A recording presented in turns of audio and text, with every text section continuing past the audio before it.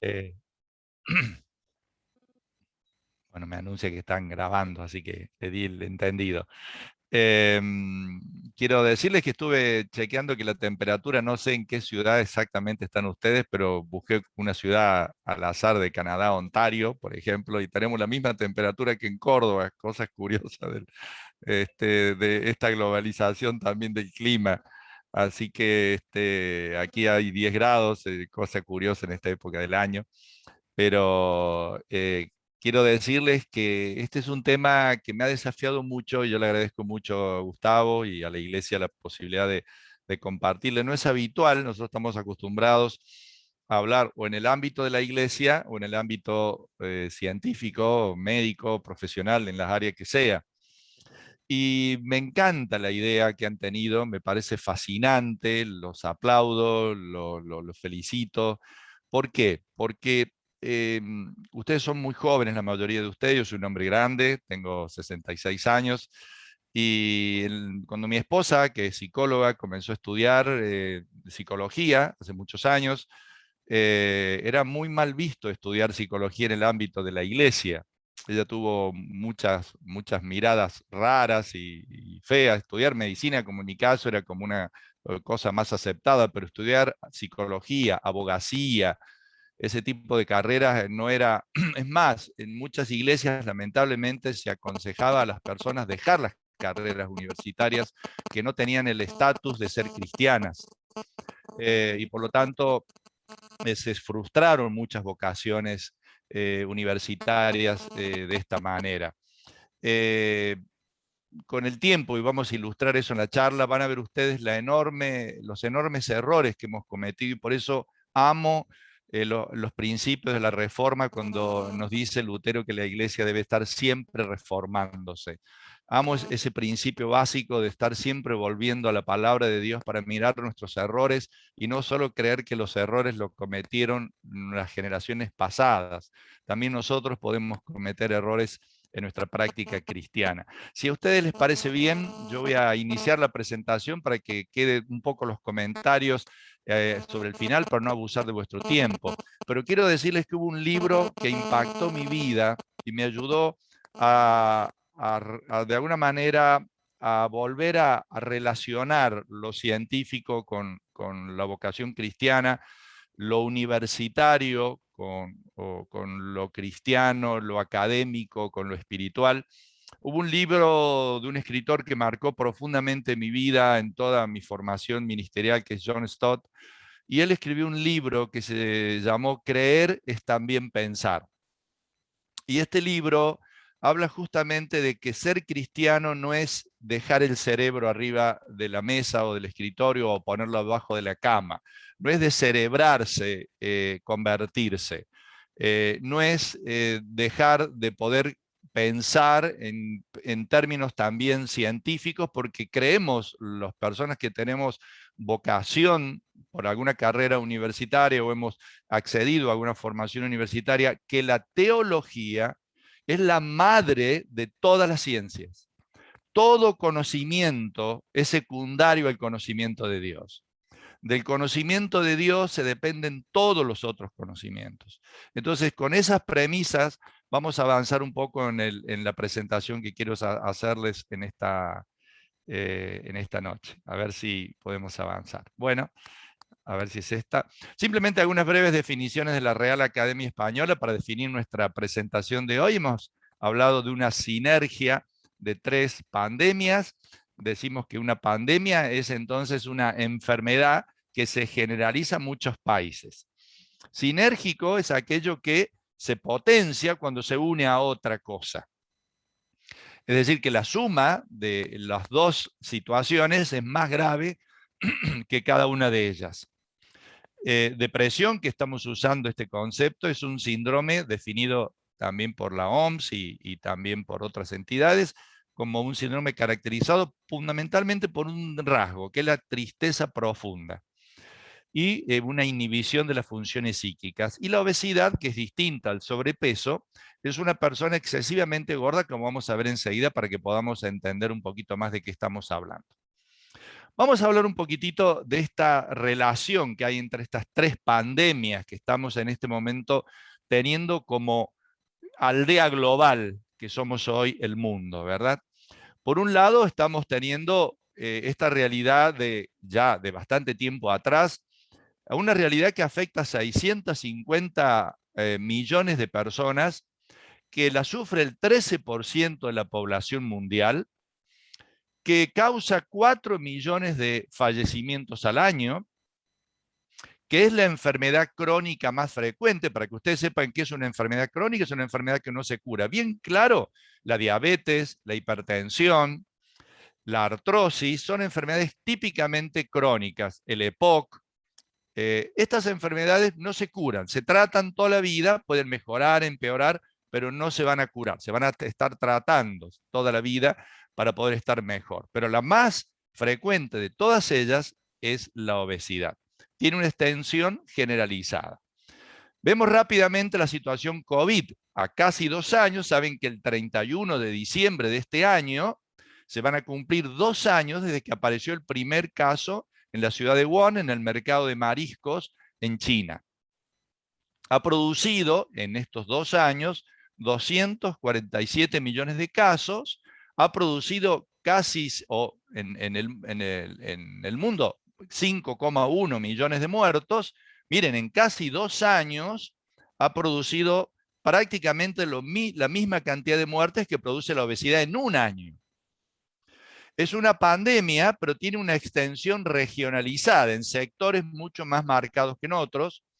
Y en esta última semana, en esta semana que estamos hoy terminando, ha habido un 8% de aumento en las muertes semanales. Esto es para que no nos relajemos y no pensemos que está todo resuelto, sino que tenemos que mantenernos un poco en alerta, porque en comparación con semanas anteriores, a nivel global, mundial, comparando todas las regiones del mundo, ha habido un aumento, informa la OMS, de un 8% esta semana.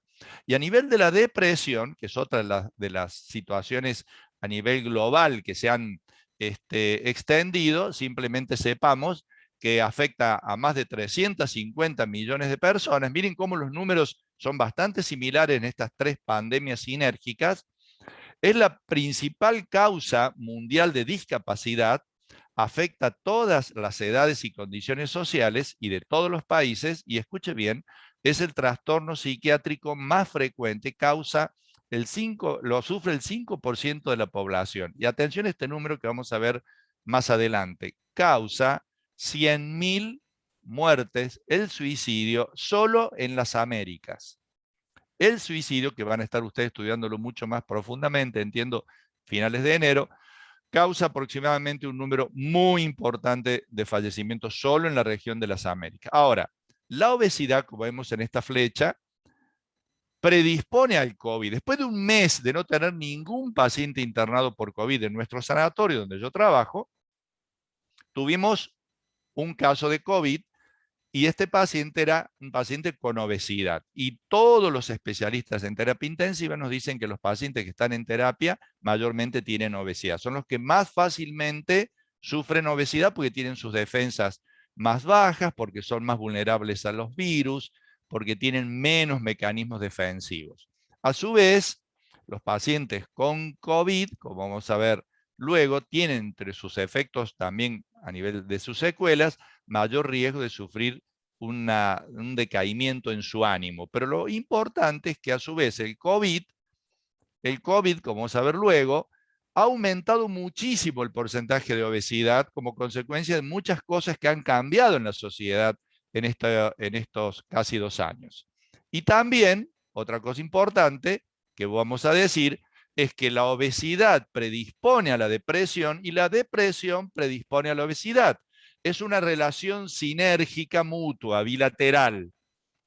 La obesidad predispone a la depresión y la depresión a la obesidad. Miren ustedes cómo se interrelacionan enormemente estas tres pandemias de una manera sinérgica, cómo se potencian, y estas tres situaciones que son de enorme prevalencia. Se llama prevalencia a una situación clínica o una enfermedad que tiene una gran presencia en la sociedad. Eso se llama alta prevalencia o alta presencia. de una enfermedad en la sociedad. Miren esos números. Son de enorme importancia en cuanto a la cantidad de personas que lo sufren en el planeta. Son situaciones globales, son situaciones que la padecen en todo el mundo, situaciones de todos los países, de todas las condiciones sociales, y prácticamente no hay regiones que no la estén sufriendo. Y esto habla un poco de la importancia del tema que ustedes están abordando y que vamos a profundizar un poquito. Voy a hablar en primer lugar un poco de lo que es más mi área de mi especialidad. La obesidad, fíjense qué interesante, en algún momento la representación más antigua que se conoce de la figura humana es esta estatuilla que mide 11 centímetros y que está en el Museo de Historia Natural de Viena, en Austria. Es la representación más antigua del ser humano que existe y que tiene 25.000 años de antigüedad y que de alguna manera con sus formas voluminosas, voluptuosas, expresaba que esa persona tenía puestas las 90.000 calorías que hacían falta para llevar adelante un embarazo y la lactancia para que la especie pudiera seguir adelante, más allá de las hambrunas, las guerras, la escasez, la falta de alimentos, etcétera, etcétera, etcétera. Quiere decir que en algún momento las Venus, estas ideales de belleza, porque eran las personas más buscadas, porque eran las que permitían perpetuar la especie, fueron las que genéticamente, luego a nivel de su descendencia, fueron perpetuando una genética ahorradora de energía, ahorradora de calorías. Posteriormente, también la obesidad fue un síntoma de estatus y representaba también la posibilidad de tener recursos, de opulencia, de recursos, etcétera. Pero luego, a partir del año 1992, la Organización Mundial de la Salud la identifica como una enfermedad. Es decir, miren el cambio de pasar a ser una Venus, un ideal de belleza, de pasar de ser un estatus de opulencia, de riqueza, de bienestar, pasó a ser una enfermedad, porque se conoció que las consecuencias de la misma eran diabetes, hipertensión, infarto, muertes prematuras. Cuando se estudió en profundidad las consecuencias de la obesidad en unas sociedades que ya no tenían escasez, sino que tenían abundancia, abundancia, abundancia, ya no tenían periodos en los cuales la comida escaseaba, sino que eran periodos ininterrumpidos, sobre todo de alimentos muy hipercalóricos, de bajo valor nutritivo, pero muy alto valor calórico, las personas tenían consecuencias en su salud muy perjudiciales. Ahora, es un gráfico para que usted haga su propio cálculo y sepa, porque usted estará preguntándose, ¿qué hay de mí? Bueno, usted va a hacer ahí un test muy sencillo para que usted pueda saber primero que nada dónde está parado. En la vertical, usted busque su altura. En la línea vertical busque su altura, cuánto mide usted. Y en la línea horizontal, la de abajo, busque su peso. En kilos. No sé si usted lo puede, no sé si es un gráfico adecuado para el ámbito de Canadá. Perdón si a lo mejor ustedes están usando o no sé, usan libras. Me corrigen si están usando libras. Kilos y libras, está bien. Ok, ok. Entonces usted está allí. Ya usted establezca una dirección hacia arriba en el peso y una dirección entonces en lateral en la altura, y se van a encontrar esas dos líneas y va a poder saber en qué color está su situación: blanca, amarilla, anaranjada o roja. Según eso, usted va a saber si tiene una situación de bajo peso, normal, sobrepeso u obesidad. ¿Ya sabe su situación? Avanzamos. ¿Está bien? ¿Ya es suficiente? ¿Está todo, todos han encontrado su lugar? Ok. Ahora tenemos un problema. En la Edad Media, una etapa oscura de la iglesia, ocurre una tragedia, porque de alguna manera comienzan en el catecismo a enseñarse lo que se conoció como dogma, como una enseñanza de alguna manera basada en la Biblia. Vamos a ver que hay cosas que no tienen ese fundamento: los 7 pecados capitales. Curiosamente, 6 de esos 7, llamados pecados capitales del siglo XIII, que ya empiezan a circular y a enseñarse a partir de la Edad Media, a partir del siglo XIII, vemos que 6 de ellos, avaricia, envidia, ira, pereza, lujuria, soberbia, aparecen más de 10 veces en la Biblia. Pero la palabra gula, que para colmo está asociado al animal del cerdo, lo cual profundiza la estigmatización de las personas que sufren obesidad como personas desagradables, es una palabra que no existe en la Biblia. Es una palabra que no existe en la Biblia. No es la primera vez que dogmas religiosos, sobre todo surgidos en esta etapa oscura de la Iglesia como la Edad Media, no tienen base bíblica. No es la primera ni será la última vez que eso ocurre, por supuesto. Y fíjense que el término bíblico interpretado como relacionado con la obesidad es la palabra comos, y la palabra comos, que se traduce glotón, no se traduce como gula, se utiliza 8 veces en el Nuevo Testamento, pero la traducción correcta y perfecta sería orgía. Y orgía es más bien exceso y desorden en todos los órdenes, no solo en la comida. Más bien hace referencia a banquetes, parranda, vida desordenada, excesos en general. Puede ser exceso de descanso, exceso de otras sustancias, droga, alcohol, etc. De alguna manera, esta palabra de ninguna manera puede asociarse a lo que hoy se conoce como la enfermedad de la obesidad. Y esta expresión entre las 8 citas, voy a darle solamente 2, habla de Tito y habla de esta cita literaria, y donde dice que un profeta de la misma isla de Creta dijo de sus paisanos, los cretenses, siempre mentirosos, salvajes, glotones y perezosos, hablando más bien de personas de una vida licenciosa y desordenado, y que no tiene nada que ver, por supuesto, con la enfermedad de la obesidad, con la cual se asoció equivocadamente la palabra gula. Romanos dice, vivamos con honestidad como la luz del día y no andemos en glotonerías ni en borracheras, ni en lujurias y lascivias, ni en contiendas y envidias. Miren cómo la palabra glotonería se pone en contexto de otros desórdenes generales. Por lo tanto, es un error, y esto quiero ser muy honesto, porque quienes hemos dedicado la vida a atender a personas que sufren obesidad, nos hemos sentido profundamente tristes cuando en algunas situaciones, también en el ámbito cristiano, el cual imagínense que profundamente estoy comprometido, he escuchado de alguna manera reprender demonios de obesidad. Eso es un error doctrinal muy profundo. No existe un espíritu de obesidad, existe una enfermedad de obesidad. Y esto quiero dejarlo muy en claro, porque existen demonios de todo tipo, pero no podemos llamar a una persona que sufre una enfermedad tan difícil de tratar, tan estigmatizante, tan difícil de sobrellevar, tan difícil de ser bien tratada, tan maltratada en los consultorios, tan mal vista en la sociedad, tan sufrida en sus consecuencias. Y además, si tenemos a eso que sobrellevarle una mirada de esta naturaleza en el ámbito cristiano, nos parece que es un error que en la iglesia no puede cometer. Vamos a hablar un poquito, 2 palabras acerca de la obesidad y el COVID. El COVID así ha afectado muchísimo a la obesidad, la ha agravado.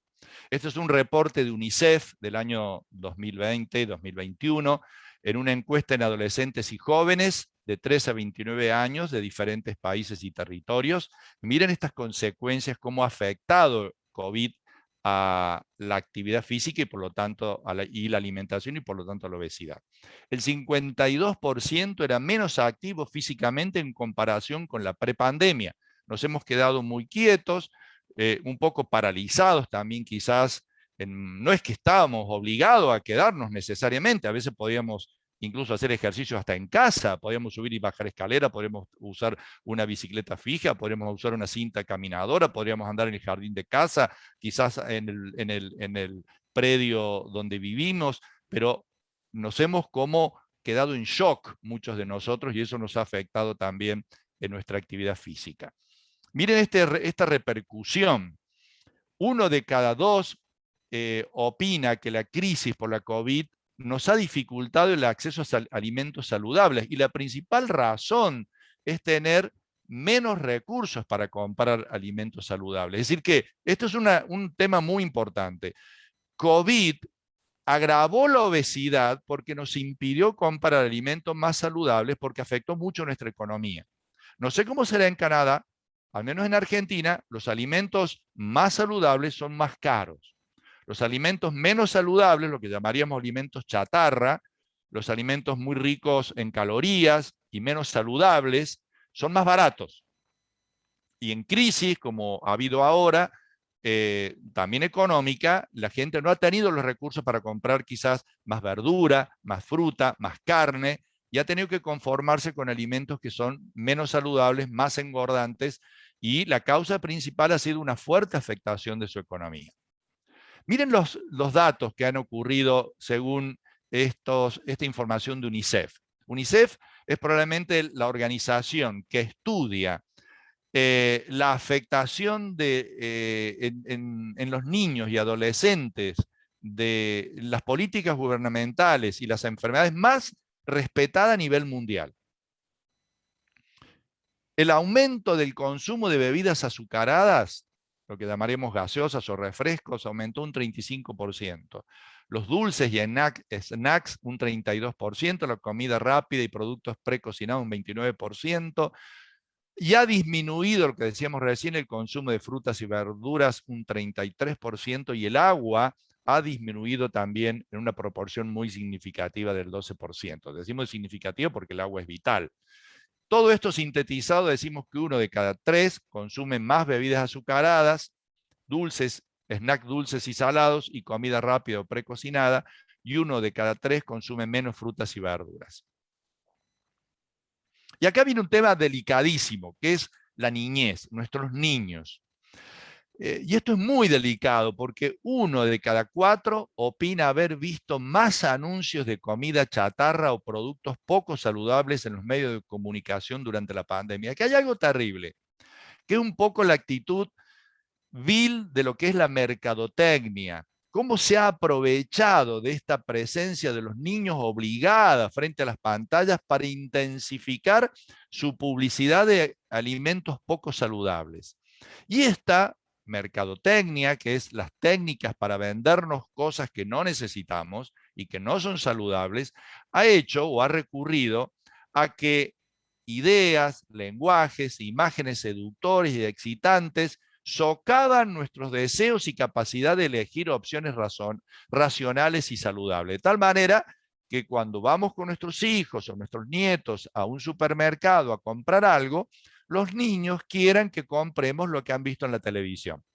Cómprame esto, cómprame esto, cómprame esto, y se enojan, nos hacen a veces berrinches y a veces escenas en el supermercado porque quieren que le compremos lo que vieron en la televisión. Y la mayor parte de la publicidad en la televisión de los alimentos para los niños es no saludable, es comida ultraprocesada o también llamada popularmente comida chatarra.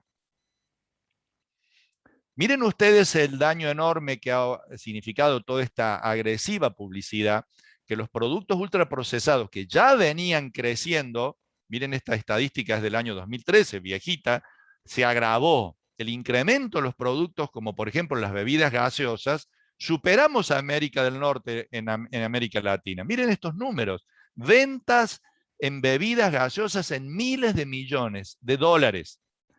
Los números de América Latina superan a América del Norte en venta de bebidas gaseosas, que son la principal causa de la obesidad infantil y adolescente.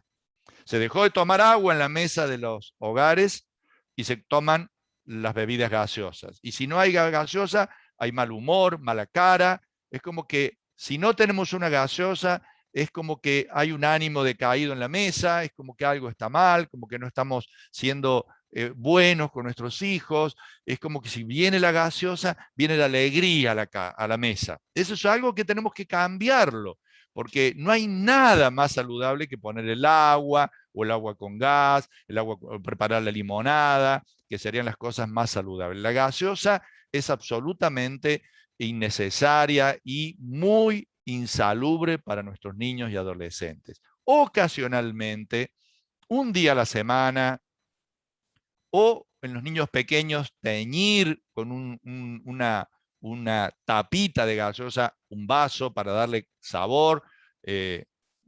Mis nietitos también piden, cuando son pequeñitos, algo de eso, y por ahí mis hijos le dan el gustito de echar unas gotitas a su vasito de agua, y con eso ellos ya están satisfechos. De ninguna manera puede ser la bebida con la cual alimenten o acompañen sus comidas. Miren, para ser bien práctico, todo lo que usted encuentra bien cerca de las cajas de los supermercados, todo lo que usted, cuanto más cerca está usted de la caja, menos útil y menos necesario es para su salud. Lo que usted vino a buscar al supermercado, ¿sabe dónde está? Al fondo del supermercado. El pan, la leche, la carne, las verduras, la fruta, todo eso está atrás. Los fiambres, al fondo. Todo lo que está adelante, cuanto más se va acercando a la caja, menos necesario es. Hasta rematarlo en una larga cola, que mientras usted va esperando, lo meten como en un ganado, en un corral, donde usted va sacando los chocolates, va sacando las cositas del costado, lo va poniendo en el carrito. No fue a buscar eso. Por eso los que planifican esa estrategia hacen que usted tenga que estar la mayor cantidad de tiempo posible en el lugar y haga cola, y no entre y salga rápido, porque cuanto más tiempo está, más crece su ticket, pero no a expensa de los productos esenciales, sino a expensa de los productos ultraprocesados.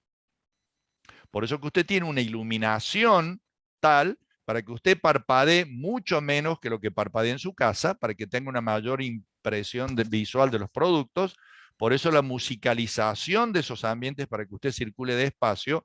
Por eso que la aromatización de esos ambientes para que usted estimule sus sentidos gustativos y consuma más de lo que tenía pensado consumir, de tal manera que cuando usted llega a su casa y abre y dice, oh, pero si yo fui a buscar 4 cosas y tengo aquí 20. Entonces, de alguna manera, y de esas 16 que no fue a comprar, la mayoría son de estos productos que no son para nada necesarios y son la mayoría de las veces sumamente inconvenientes para la salud de su familia. Los problemas de los productos ultraprocesados es que tienen una calidad nutricional muy mala, alta densidad energética, azúcar, grasa saturada, sodio, menos fibra, menos vitaminas y menos minerales. Son extremadamente sabrosos, son adictivos prácticamente, se equivalen a muchas otras sustancias adictivas y están hechas para satisfacer antojos y distorsionan los mecanismos de saciedad. Imitan a los alimentos y son erróneamente vistos como saludables muchas veces por alguna imagen del etiquetado. Y fomentan el consumo de snacks. Saben que hay muchos de estos lugares que están abiertos las 24 horas, los 365 días del año, como son muchos de estos lugares de expendio de este tipo de alimentos llamados entonces de snack o chatarra o comida rápida. Se anuncian y comercializan de manera enérgica y para eso hay estrategias de neuromarketing para estimular su consumo.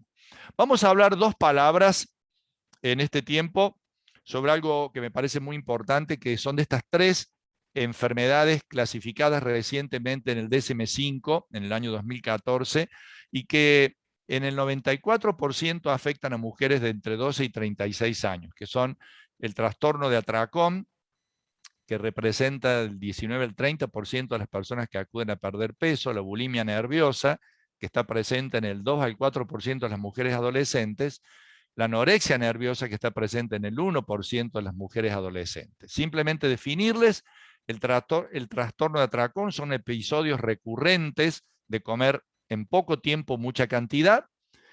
Este tipo de forma de comer no se asocia a conductas compensatorias como ocurre con la bulimia, como tomar purgantes, diuréticos, etc. Y se producen por lo menos una vez a la semana durante 3 meses. En cambio, la bulimia nerviosa, aparte de tener este atracón de comida, tiene una conducta compensatoria como laxantes, purgantes, ejercicio físico violento, etc. Y también tiene que hacerse una vez por semana durante 3 meses para hacer el diagnóstico de bulimia nerviosa. No voy a hablar demasiado de esto para que sepan. Por supuesto que la enfermedad de la anorexia nerviosa tiene como característica una restricción en la ingesta energética que hace que las personas tengan un muy bajo peso, tienen un miedo muy grande a subir de peso y tienen una distorsión de su imagen corporal, piensa que tienen sobrepeso o tienen pancita y están en realidad muy delgadas. Esto para que sepamos algunas de las enfermedades de nuestros adolescentes de este tiempo.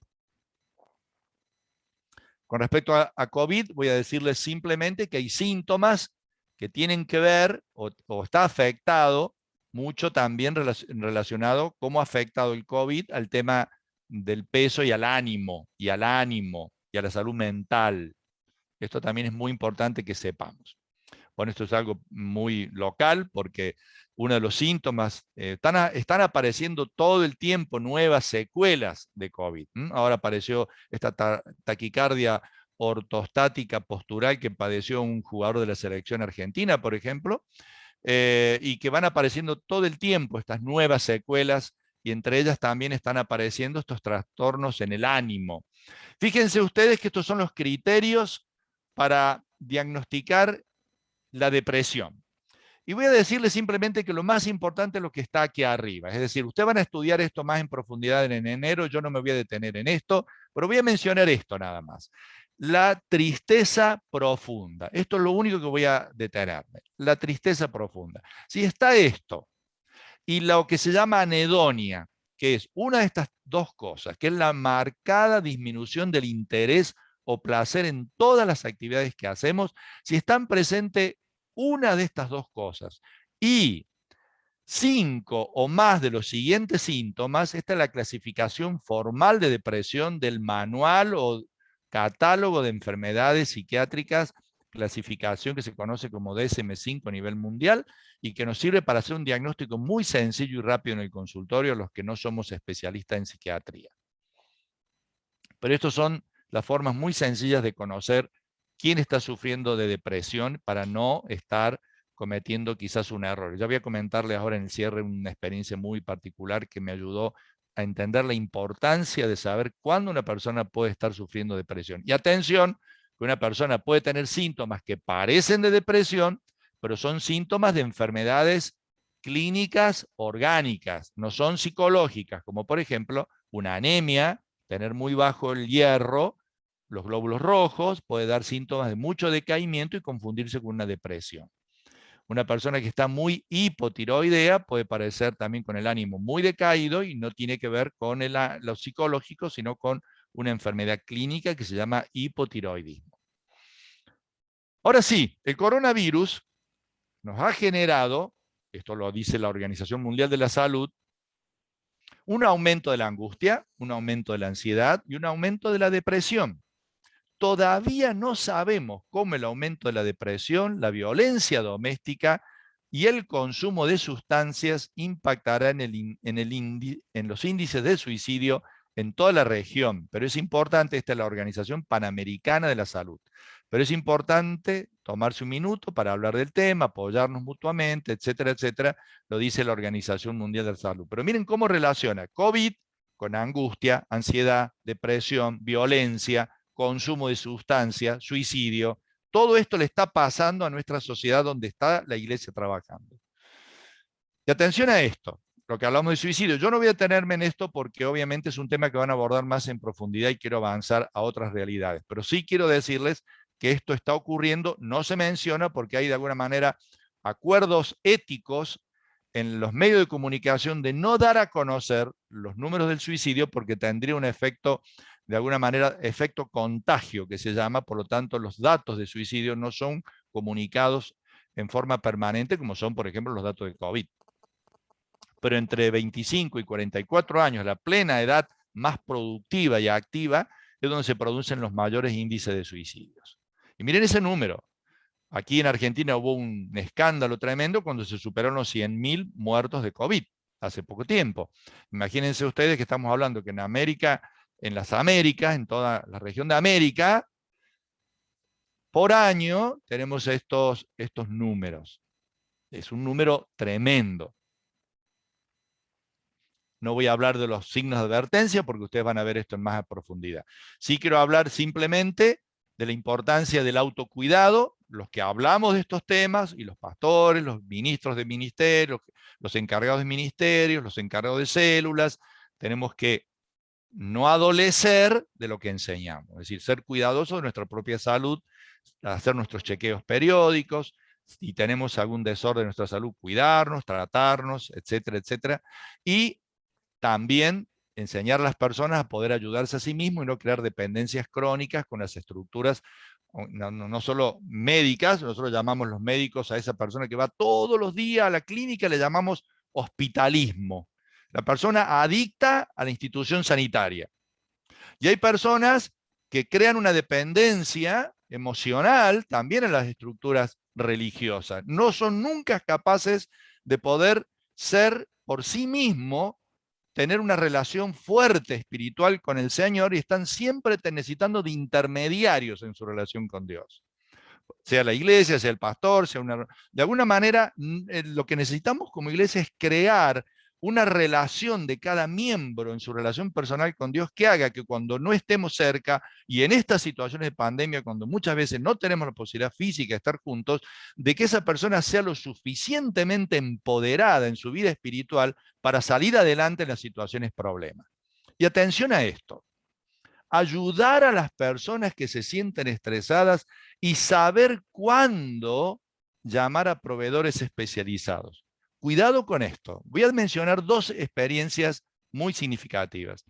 Una muy lejana y una muy cercana. En el año 1985 viajé a estudiar a la iglesia de John MacArthur en California, en un curso que daban para pastores biocupacionales. En el momento que llego a la iglesia de Grace Community Church, la iglesia estaba viviendo un juicio tremendo, tremendo. Uno de los pastores, en su consejería pastoral, a un miembro a un estudiante del seminario que sufría una depresión, y quien había traído como motivo de consejería al equipo pastoral que quería abandonar el seminario. El texto bíblico que utilizó el equipo pastoral para alentarlo a seguir adelante en el seminario fue que mejor le sería atarse una piedra de molino al cuello y arrojarse al mar que ser tropiezo a uno de los hermanos más pequeños.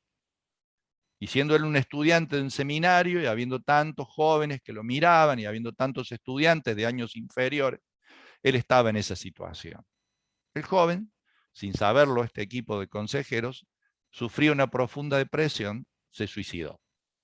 La iglesia sufrió un juicio tremendo de mala praxis pastoral. Año 1985.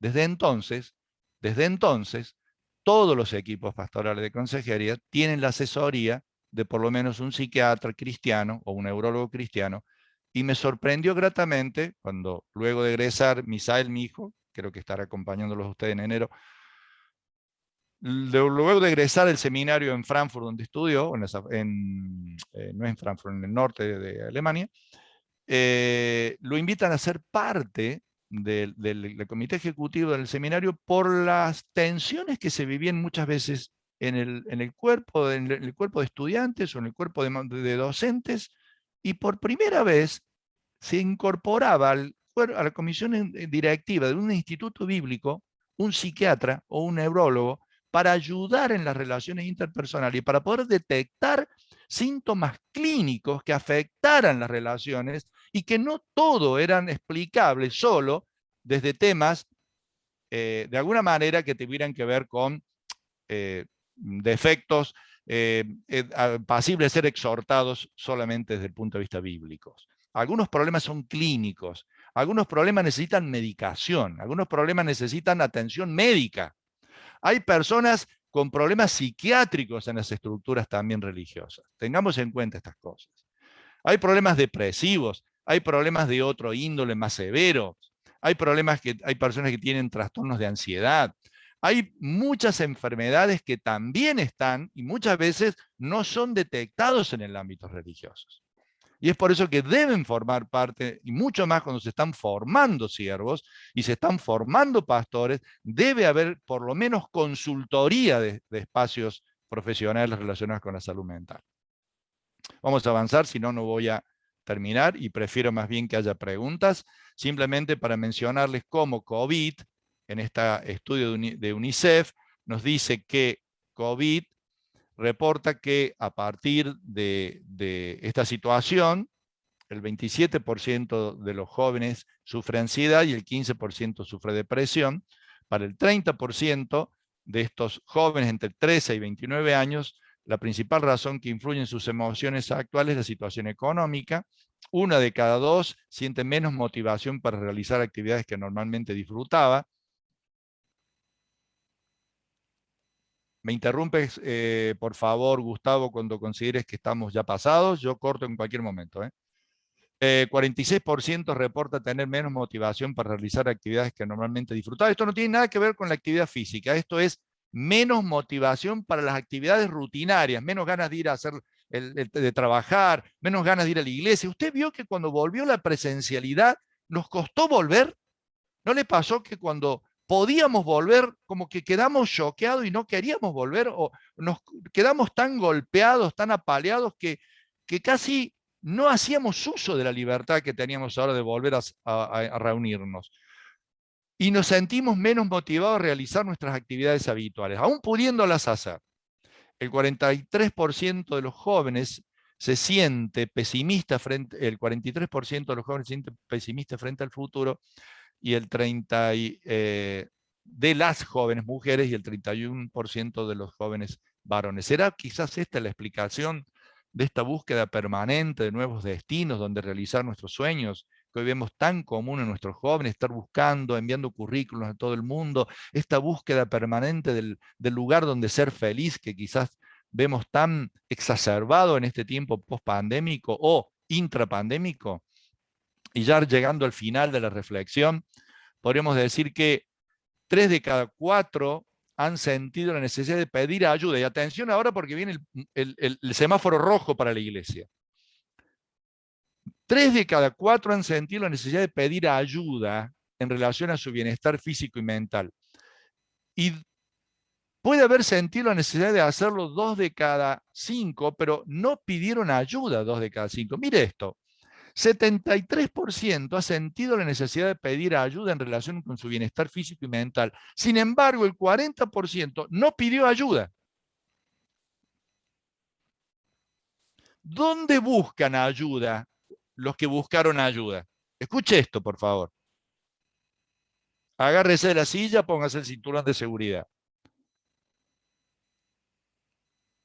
El 50% en centros de salud especializados, el 26% en centros de culto y el 23% en servicios en línea. Mire el lugar que ocupa la iglesia en la búsqueda de la juventud. Yo me quedé helado, estuvimos el fin de semana pasado en nuestro primer retiro post-pandemia de adolescentes. Somos una iglesia pequeña, tenemos 30 adolescentes en un lugar de retiro en la montaña. Yo no podía creer, no hemos tenido nunca ese número de adolescentes antes.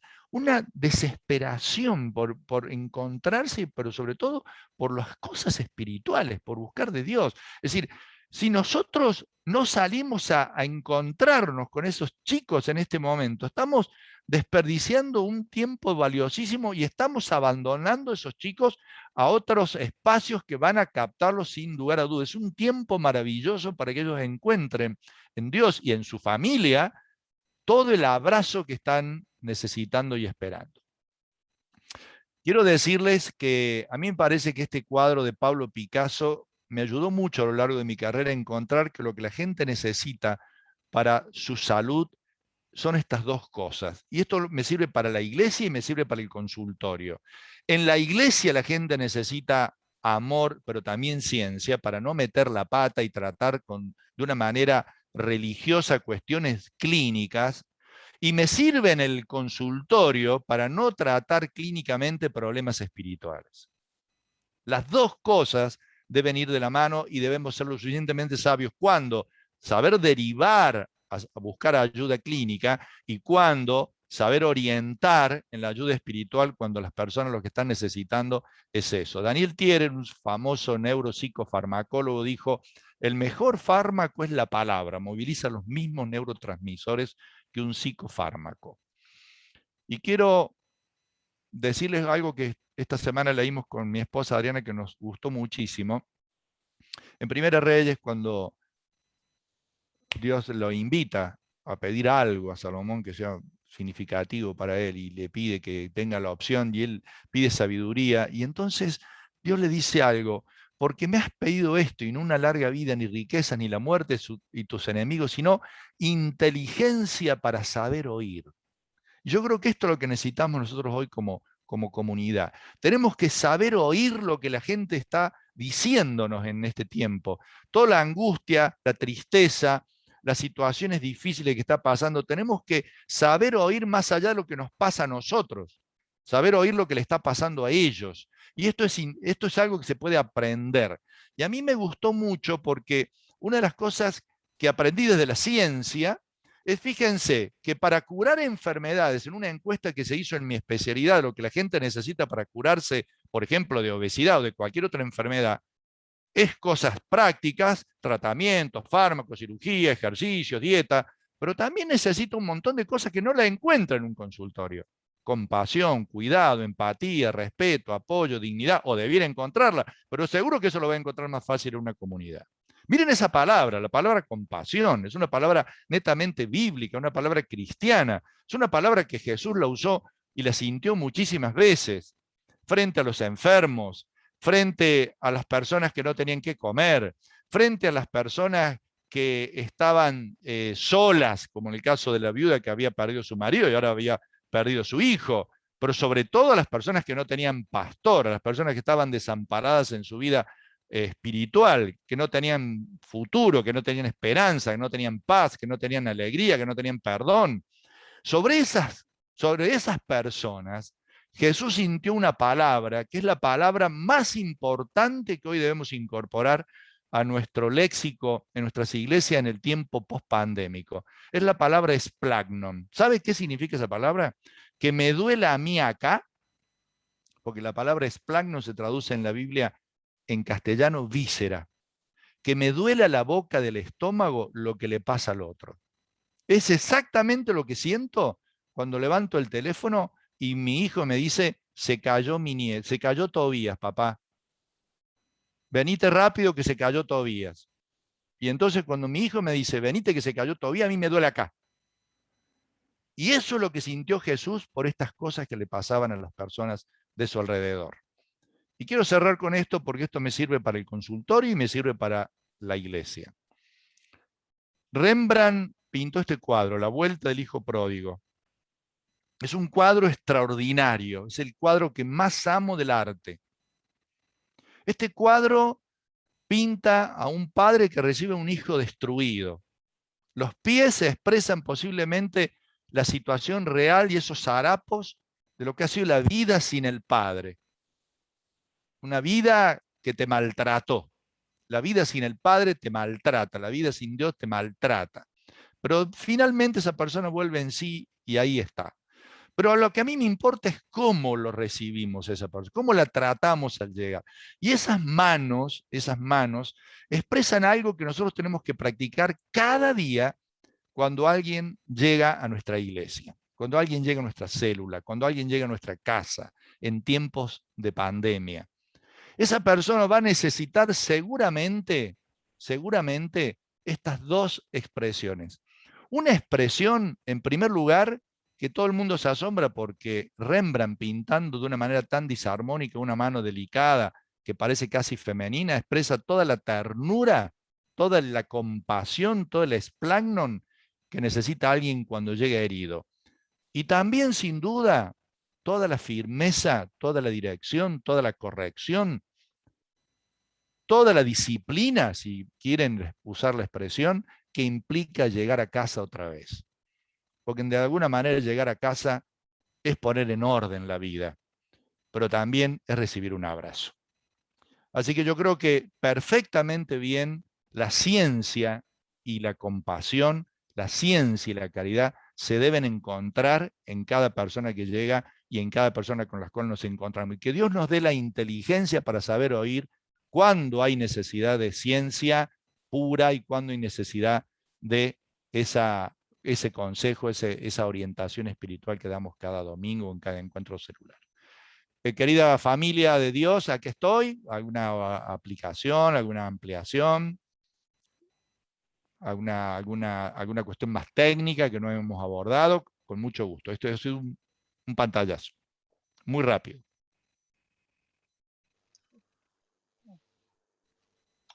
Ricardo, hablaste de que ibas a contar 2 ejemplos. Uno fue el Grace Church. Sí, y el otro, el de la iglesia en Alemania, donde estudió Misael. Ok. Donde a partir de, no sé si él lo querrá contar, lo podés preguntárselo, a raíz de situaciones de mucha tensión vividas en el cuerpo de docentes, de profesores, y en relación también profesores-alumnos, de tensiones, decidieron, y al notar que muchos de los problemas no eran espirituales, sino que eran problemas clínicos de salud mental, de ambas partes, o de profesores y o alumnos, decidieron incorporar la asesoría profesional también al comité ejecutivo del Instituto Bíblico. Ya, fantástico. Porque a veces Ricardo, hay largos desgastes de conversaciones interminables y son problemas que se pueden resolver sinceramente con un tratamiento sencillo y un abordaje sencillo desde un punto de vista clínico. ya. ¿Qué hay de las gaseosas cero? Buena pregunta, es una pregunta muy importante. ¿Por qué no las aconsejamos y por qué sí las aconsejamos? Si me das a elegir entre gaseosa común y gaseosa cero, dame la cero. Si me das a elegir entre el agua y la gaseosa cero, dame el agua. ¿Por qué? ¿Qué problema tiene la gaseosa light o cero?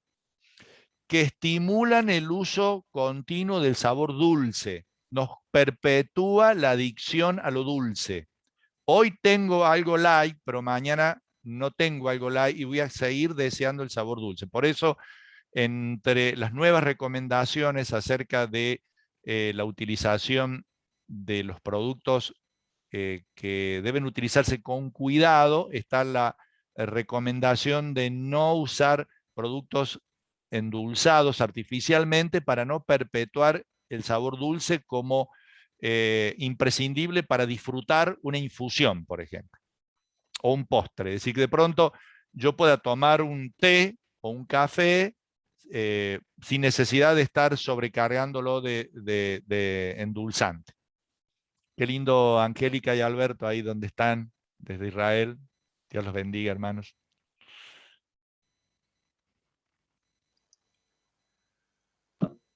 Ok, queda muy claro, queda muy claro. Hermanos, con toda libertad, aprovechemos que tenemos al pastor, el doctor acá con nosotros. Abra su micrófono, pregúntele alguna de las cosas que el pastor ha expuesto, alguna duda, alguna necesidad, alguna pregunta, hágalo con confianza.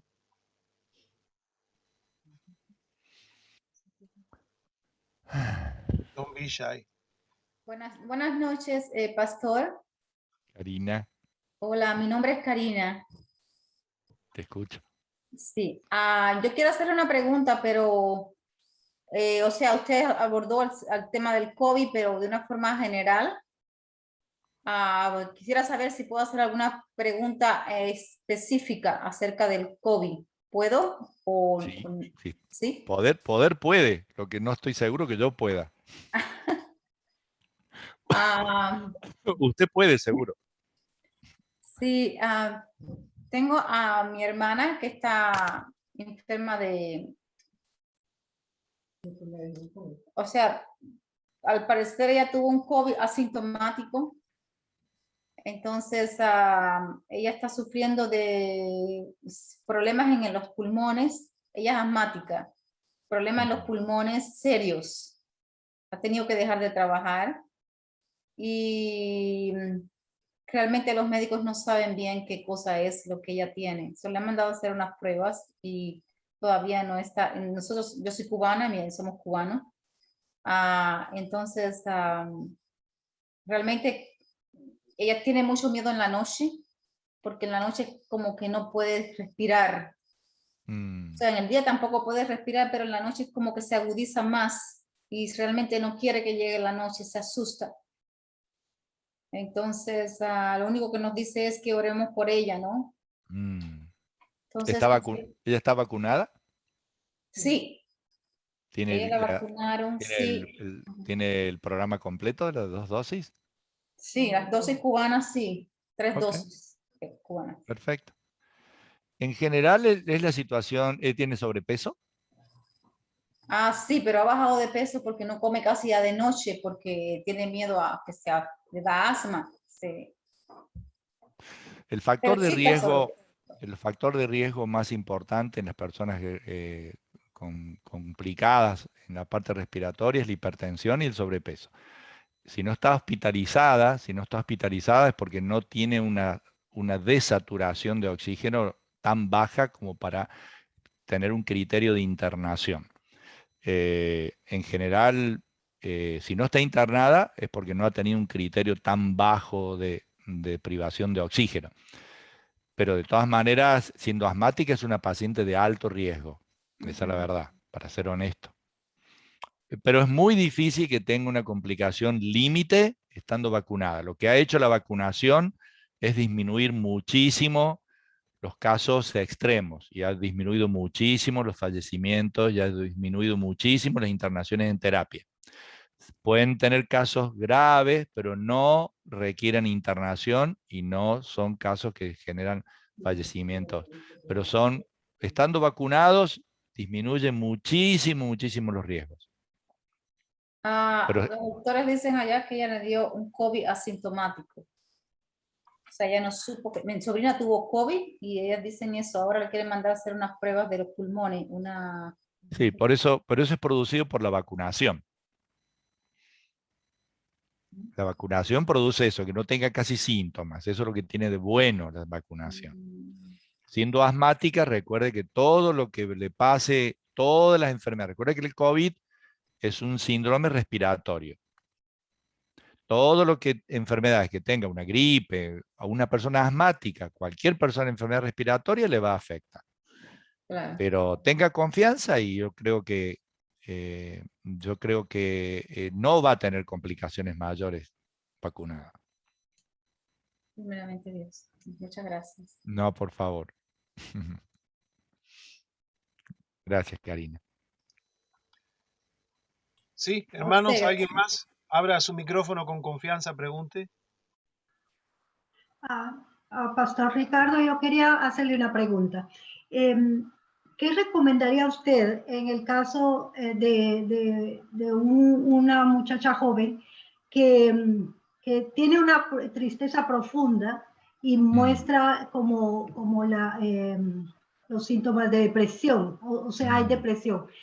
Para que haya un diagnóstico que ya sea clínico, que decía usted, puede ser algunas veces como la iglesia puede tratarlo solamente desde el punto de vista espiritual, pero usted decía que también podría haber algo clínico.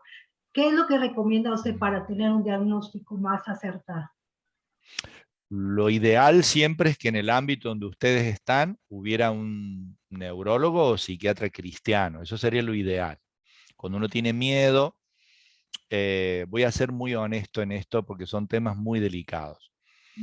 Recordemos que la población que tiene depresión, que llega a no es mi tema y lo van a ver en mucho más profundidad cuando vean el especialista. Pero recuerden que la población que tiene suicidio es la población joven, es una población muy joven.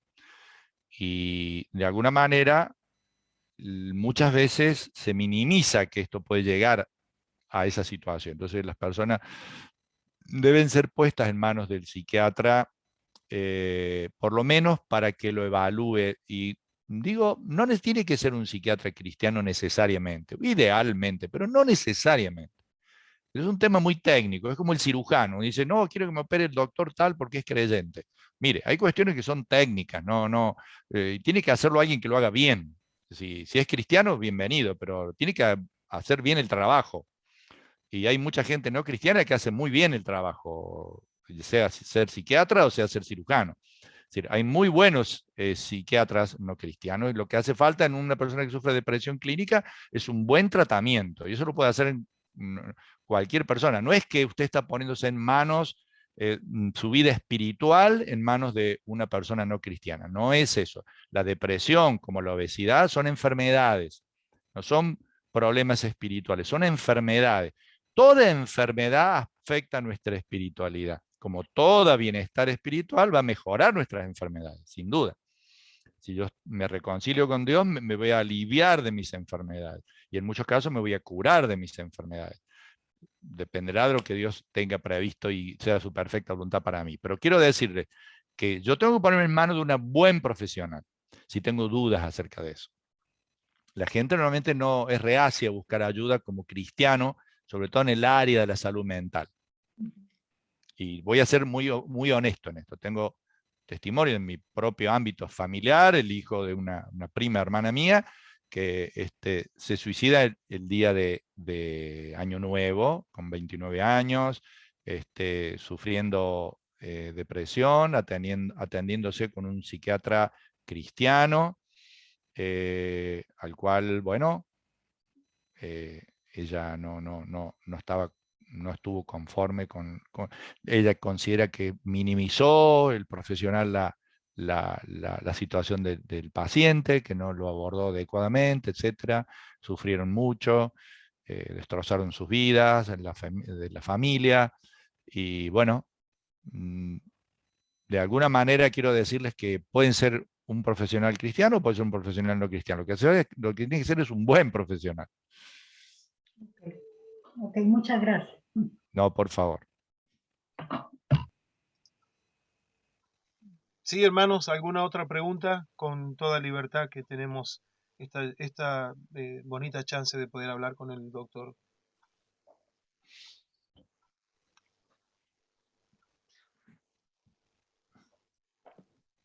Hola, buenas noches, Pastor Ricardo.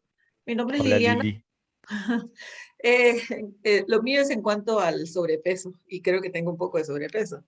Mirando en la tabla que usted mostró, ¿cuál es el primer paso que usted recomendaría para las personas con sobrepeso?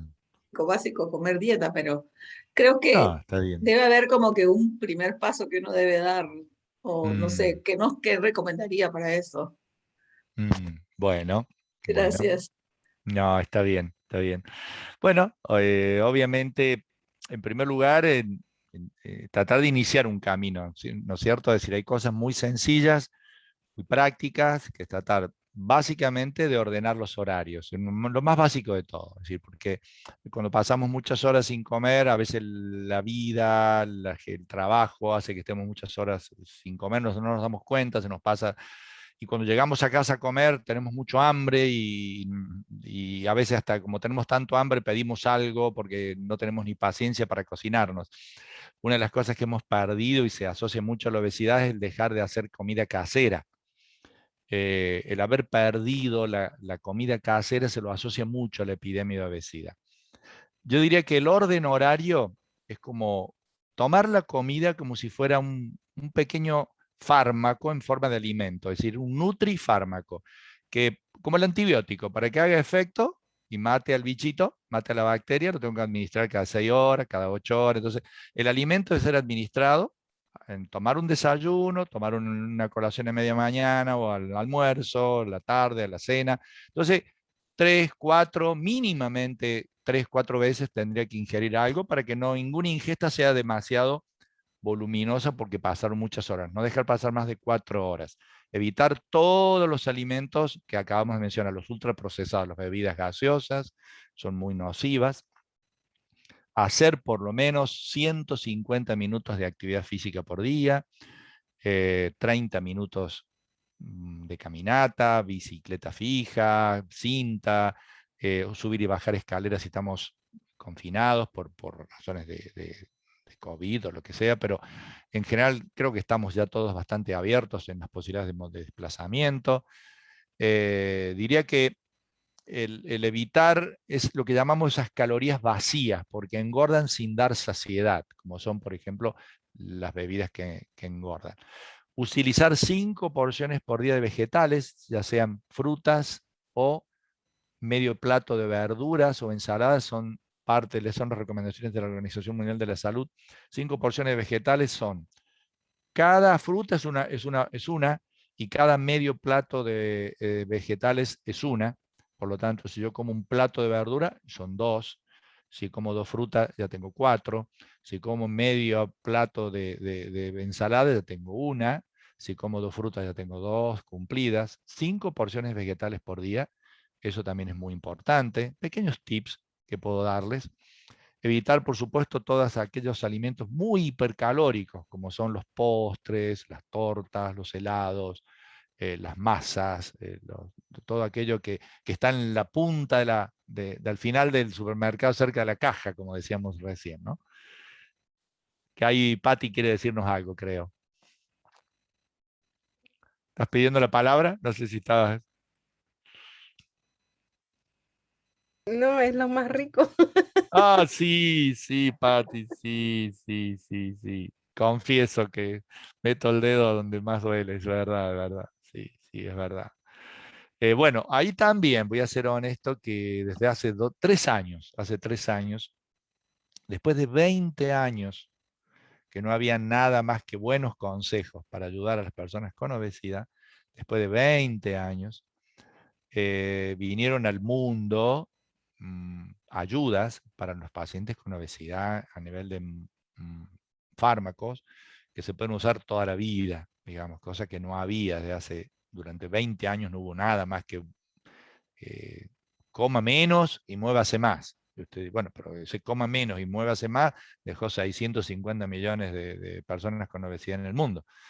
No solucionó el problema. Cada vez hay más obesidad en el mundo, digamos, ¿no? Entonces no resolvió el problema esos buenos consejos. Nadie lo podía cumplir a eso. Entonces esta medicación ayudó bastante. Hoy hay buenos medicamentos para las personas que sufren obesidad también. Cosas que no había antes. Hay más gimnasios que nunca y hay más obesidad que nunca. Entonces por ahí lo que pasa es que al gimnasio van las personas jóvenes, delgadas y bonitas. No van las personas que más lo necesitamos. Así que esa cantidad enorme que hay de espacios físicos para hacer actividad física normalmente no son aprovechados por quienes más los necesitamos. Yo tengo una diabetes 2, que tendría que estar todo el día 1 hora haciendo gimnasia más o menos, y la peleo desde otro lugar. Otra cosa es que usted baje una aplicación a su celular que se llama Podómetro o contador de pasos. Hay muchas aplicaciones, ¿no? ¿Tiene usted en su celular eso? Bueno, trate de que su contador de pasos, por supuesto, no lo deje arriba acá en la estantería, sino téngalo siempre consigo. Trate que nunca marque menos de 6.000 pasos por día. Idealmente 10.000 pasos por día. 10.000 pasos por día es como caminar 1 hora por día. Es un buen ejercicio, 1 hora por día. Bajar una aplicación, hay muchos contadores de pasos para que usted, con eso no hace falta que vaya a un gimnasio ni se suba una bicicleta, aunque Robbie se enoje que pues, le ama la bicicleta, pero no hace falta ni siquiera ser ciclista si camina 10.000 pasos por día. ¿Cuánto caminas, Robbie, por día? ¿Te fijaste alguna vez? Estoy tratando de llegar a los 6.000. Bien, 6.000 es lo básico, está bueno. No, pero hoy llegué a 4.500. No, estoy para atrás. Bueno, estoy para atrás. Está bien. Está bien, está bien. Gustavo, ¿cuánto marca tu podómetro por día, promedio? Andamos bien en eso andamos Muy bien, bien. perfecto. Sí, casi llegamos a los 10.000 todos los días. Excelente, excelente. Porque por ahí hay promedios, entonces no cuenten el día a día, hagan el promedio semanal, porque a lo mejor el sábado y domingo pueden hacer 15, 20, y está bien, porque compensan el día de semana más flojito. Pero traten de hacer un promedio que no sea inferior a los 6.000. Eso ayuda mucho, mucho a la presión arterial, al azúcar, al colesterol, al peso, a la ansiedad, al insomnio, a la constipación. A todo eso ayuda ese promedio de 6.000 pasos de promedio mínimo, idealmente 10.000. Pero promedio, uno puede compensarlo haciendo más el fin de semana. Ok. La cosa es caminar sin andar comiendo un helado, ¿no? Sin la gaseosa. Claro. Con el mate amargo. O con el mate amargo. ¿Le puedo hacer otra pregunta? Claro, hija, como no. Soy Liliana. Sí, sí. Quiero saber, o sea, porque usted sabe todo eso. En cuanto a ejercicio y una buena nutrición, ¿usted diría que es 50 y 50? O sea, que tendría que ser 50% de ejercicios y 50% de nutrición. O, porque escuché que mucho tiene que ver con la alimentación, en realidad el sobrepeso, ¿verdad? Bueno, pues. Sí, está bien, es una buena pregunta. Es muy difícil darle un porcentaje así. Yo diría que es un 25% cada una de esas cosas, porque hay otro 25% que tiene que ver con de alguna manera estar vinculado con personas que tengan interés en el tema, hablar del tema, no necesariamente con profesionales, quizás con un pequeño grupo, puede ser no solamente presencial, puede ser virtual, etc. Y yo creo que si se padece la enfermedad de la obesidad, sí o sí, es decir, yo no podría pensar que un diabético o un hipertenso pedirle que lo resuelva con dieta, ejercicio y voluntad. Yo creo que alguna pequeña ayuda para su problema una persona con obesidad debe tener, es decir, será adecuado a su problema. Pero muchas personas sufren, recuerda que hay un 30% de personas con obesidad que tienen encubierto un trastorno de atracón, por ejemplo, que comen compulsivamente.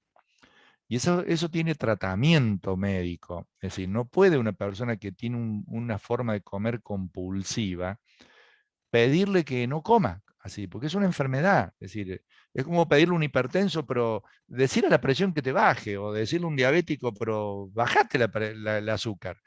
Decirle a una persona que tiene una enfermedad que es compulsivo con los dulces, que tiene adicción por los hidratos de carbono, y que ve una panificación, ve un donut o ve un croissant y no se puede contener, es una enfermedad, no es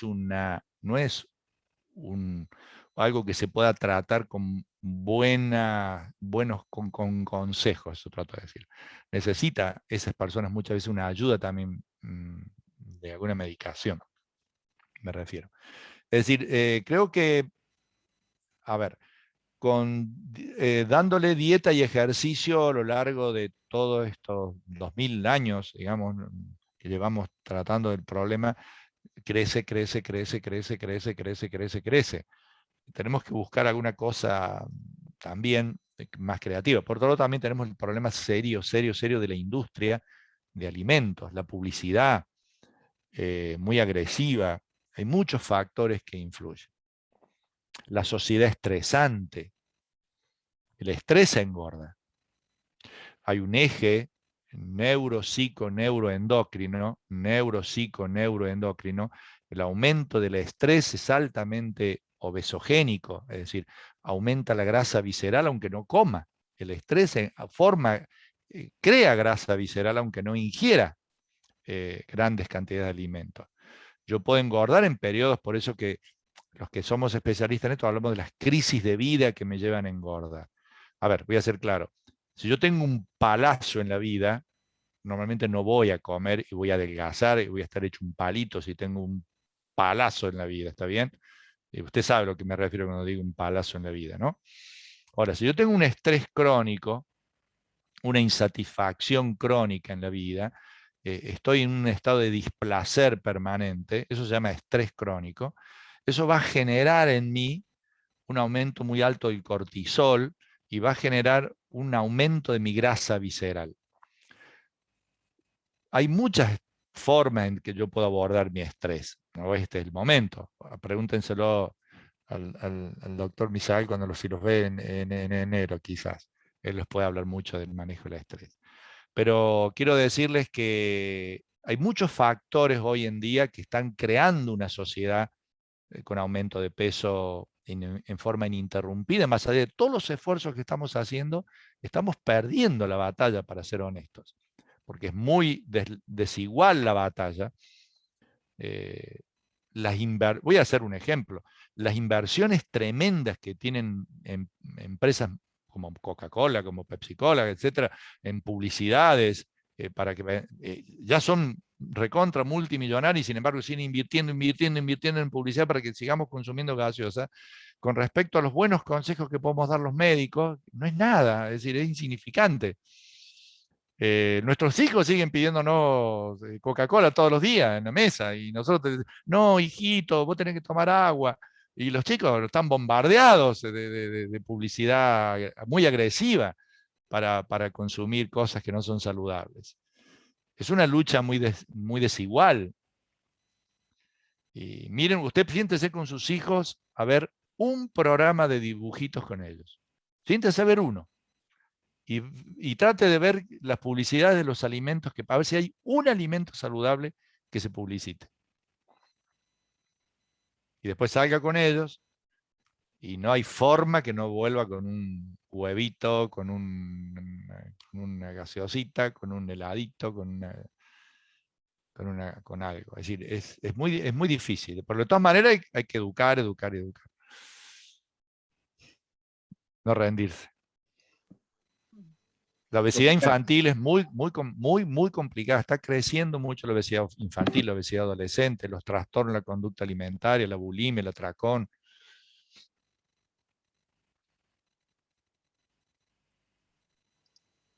Pastor, una pregunta. Muchas gracias de antemano por toda esa información. Quisiera hacer una pregunta. En el caso ahorita de lo que estábamos hablando de caminar, ¿no? Y de la cantidad de pasos para hacer ejercicio a diario. Yo he escuchado que hay gente que camina.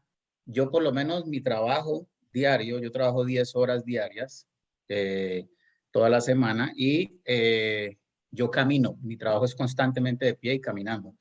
No he hecho la medición, pero creo que si no cumplo con la cantidad promedio de pasos, pues estoy muy cerca. Pero he escuchado comentarios donde hay gente que dice que no es lo mismo el ejercicio que usted hace expresamente para salir a caminar, solo a caminar a modo de ejercicio, para cuidar su salud, que lo mismo que usted, la misma actividad que está haciendo durante el trabajo, que no es beneficioso.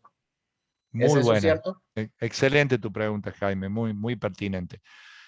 No, en general hay dos tipos de actividad física. Una actividad física formal, y para eso existen los podómetros o contadores de paso, y la actividad física informal. Ambas tienen la misma jerarquía, son iguales. Y por eso que es muy bueno los que tienen el privilegio de tener un trabajo que, suponte que alguien que atiende una estación de servicio y esté todo el tiempo caminando en la playa, atendiendo vehículos, o trabaje en un playón. No es lo mismo que un chofer de un camión, que está todo el día sentado en el camión, recorriendo. Obviamente tiene una gran ventaja el que tiene una actividad laboral activa, muy superior sus posibilidades. Tiene muchísima importancia. De ninguna manera que no es útil, para nada. Es decir, es muy saludable. Lo que pasa es que en ese vértigo de 10 horas que tienes, Jaime, habría que ver que tengas tus pausas saludables en tu alimentación, para que no llegues a casa y digamos, entre comillas, te suicides en la mesa, digamos, ¿está bien? O en la heladera. No te estrelles contra la heladera apenas llegues a casa, sino que lleves algunas colaciones saludables. Porque también a veces donde uno está en el trabajo, no tiene colaciones saludables. A veces son bizcochos o galletas o no sé, las cosas que hay. Hay muy pocos snacks saludables. En general uno tiene que llevarse sus propias viandas saludables a su trabajo. Lo que las máquinas expendedoras de cualquier lugar de trabajo, si uno se fija lo que hay en una máquina expendedora de algo para comer rápido, son productos totalmente ultraprocesados, sumamente dañinos para la salud. Por lo tanto, no podés nunca depender tu salud ni ni tu peso, ni tu diabetes, ni tu presión de una maquinita expendedora de snack. Tenés que llevarlos. ¿Es engorroso? Sí. Pero podés llevarte un par de huevos duros, podés llevarte un emparedado, unos tomates, con tomate, lechuga, queso, jamón, algo saludable. Vale la pena el esfuerzo y no comer lo que el entorno te ofrece, que normalmente no piensa el entorno en tu salud. O tienes que pensar que el entorno te quiere vender comida que no es comida, son objetos comestibles que no son alimentos, son objetos comestibles ultraprocesados, que no son alimentos. Vos los podés tener en tu cartera durante 6 meses y lo sacas y lo puedes abrir y lo vas a ingerir, está intacto. Eso no es un alimento, eso es un producto comestible ultraprocesado, pero no es un alimento. Yo acabo de encontrar esta mañana en mi mochila, que no sabía que estaba, una banana. He tenido que meter mi mochila al lavarropa porque tengo un olor a podrido terrible, espantoso. Nunca se olvida una banana en su mochila porque es una cosa terrible. Pero eso es lo que pasa con los alimentos frescos. Se echan a perder. Esos son los alimentos frescos.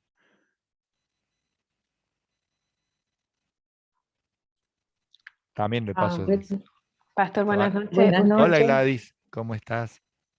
Bien, pastor, mire, doctor, yo le quiero hacer una pregunta. ¿Por qué uno tiene que ponerse la vacuna del COVID de la misma? A ver de nuevo. La vacuna Sí. dice que tiene que ponérsela de una misma, de un mismo componente, pues. No, aquí ¿Por no sé qué? cómo será en Canadá, acá se combinan los distintos vacunas, se combinan. No, nosotros estamos en Venezuela. Ajá. Ajá, y dice que si es Sputnik, si es que no puede ponerse otra. Entonces uno tiene que esperar el tiempo. ¿Tienes alguna apuesta?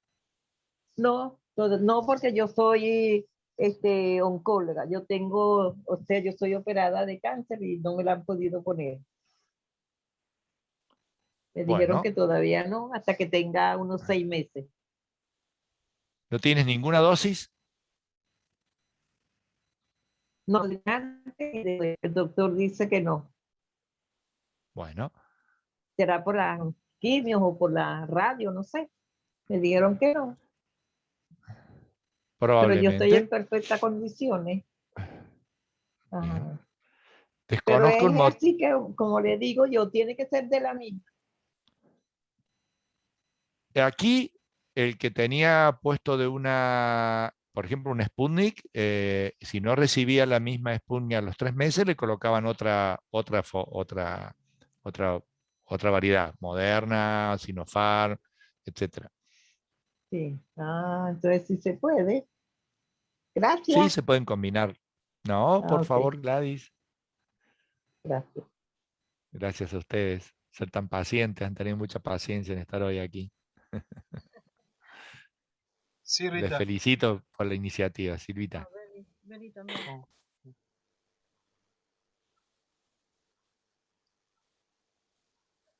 Mi pregunta, bueno, primero era dos comentarios. Primero era, me gustó mucho lo que dijo de la empatía, porque creo que siempre nos confundimos un poco con la simpatía Exacto. Y creo que la empatía se necesita mucho, especialmente, y es difícil cuando se vienen con temas de depresión. Creo que incluso yo algunas veces, yo me ha costado entender de repente si estoy con algún estudiante o con alguien que tiene depresión, me ha costado entenderlo porque uno dice, como cristiano, dice, bueno, ora, que el Señor te ayude y anímate y sé positivo, porque en mi caso, yo tiendo a ser como positiva y ayudarme a mí misma. Pero cuando uno está con otras personas, trabajando con gente que no logran estar así, es algo donde pienso que es bueno ser, y es difícil, no es fácil ser empático en esa forma. Entonces me gustó lo que estaba diciendo de eso, porque creo que necesitamos más de eso, y me gustó mucho el versículo, lo que explicó en cuanto a la compasión de Jesús.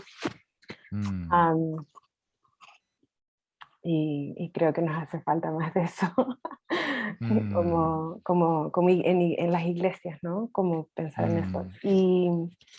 Y en cuanto al pedómetro, me acordé porque cuando estuve trabajando en China, es increíble porque compraron pedómetros para todos los estudiantes de la escuela y los profesores. Bueno, allá les gusta mucho el deporte y siempre están viendo la salud, pero claro, yo decía, eso nunca lo harían acá. Sin embargo, ellos cuidan mucho. Yo, en mi caso, yo estoy en la parte de la obesidad, y yo siempre he luchado de bebé, que he sido gorda y no sobre de peso, pero a mí yo cocino y yo preparo cosas saludables, yo camino, pero por ejemplo yo me doy cuenta que si tengo estrés o si no duermo suficientes horas, el peso es como, digo, guay, si estoy comiendo lo más saludable que pudiera comer, no compro cosas afuera, es muy raro que compre cosas, cocino, y eso, y algunas veces eso cuesta, y creo que algunas veces la gente confunde un poco lo que es sobrepeso con una persona que tenga, por ejemplo, obesidad, donde no es tan fácil, no es lo mismo que una persona que tenga sobrepeso. Así es.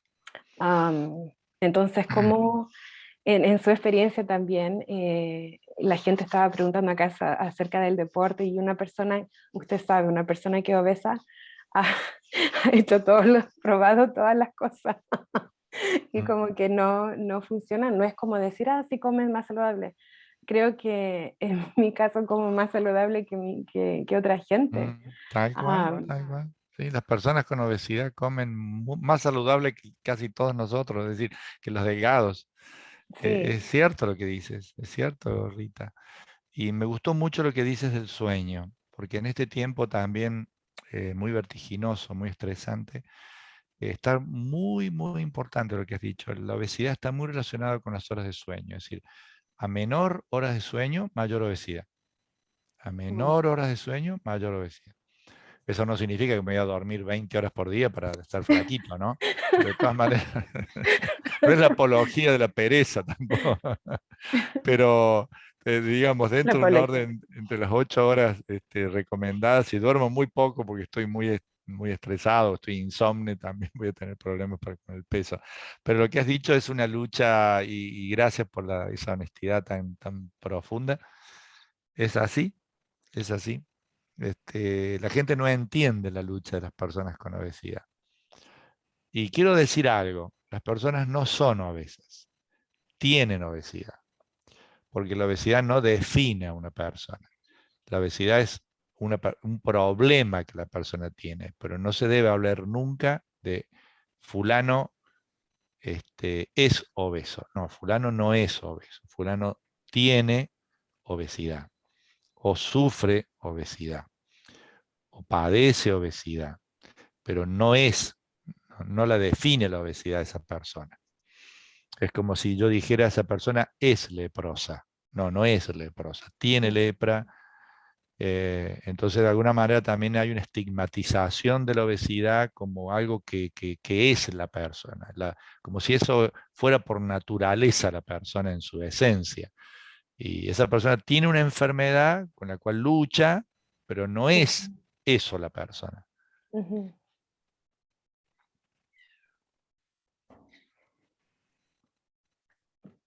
Doctor Ricardo. Gracias.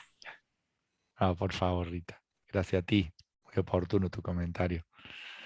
Ella ha dicho algo muy profundo, que es que no entienden ni los médicos muchas veces. Los médicos maltratan a las personas con obesidad, los retan a los pacientes con obesidad. Eso es una mala praxis.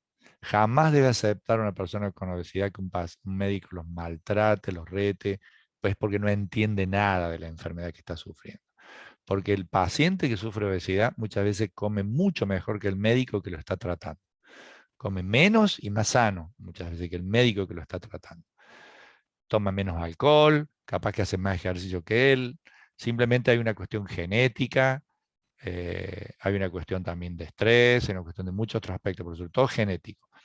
Así que hay que tratar con mucho respeto a quien padece cualquier enfermedad. En este caso, más de este tipo, cuando son enfermedades crónicas incurables. Son tratables, yo puedo estar mejor de mi obesidad, pero siempre voy a tener esa predisposición. Son muy pacientes ustedes, ¿eh? Nunca tuvimos un médico, así que imagínate. Bueno, Alberto. para mí es un gusto. Alberto, ¿cómo estás? Bueno, mi pregunta es relacionado al balance con las vitaminas con respecto a la alimentación, porque uno trata de comer balanceado, verduras, vegetales, frutas, etcétera, pero ¿qué balance hay ese complemento de vitaminas? ¿Hasta dónde es el límite? Bien, es una pregunta importante. Cuando yo estoy tratando de perder peso, si estoy en un tratamiento para perder peso y pierdo, a partir de perder más de 2 kilogramos en el mes, debo tomar algún suplemento de vitaminas y minerales. Si yo como sano, sano significa variado. ¿Cómo sé que estoy comiendo variado? Es muy simple, por los colores. ¿Sí? Para saber si yo tengo una buena provisión de vitaminas y minerales, tengo que fijar que cuanto más colorida es mi alimentación, por eso hay carnes rojas, carnes blancas, hay vegetales verdes, rojos, amarillos, anaranjados, frutas de distintos colores. Cuanto más variada es los colores, más vitaminas y minerales variados estoy ingiriendo, porque el color es la expresión de un componente vitamínico mineral. Si yo como mucho zanahoria, ¿de qué color me voy a pintar todo?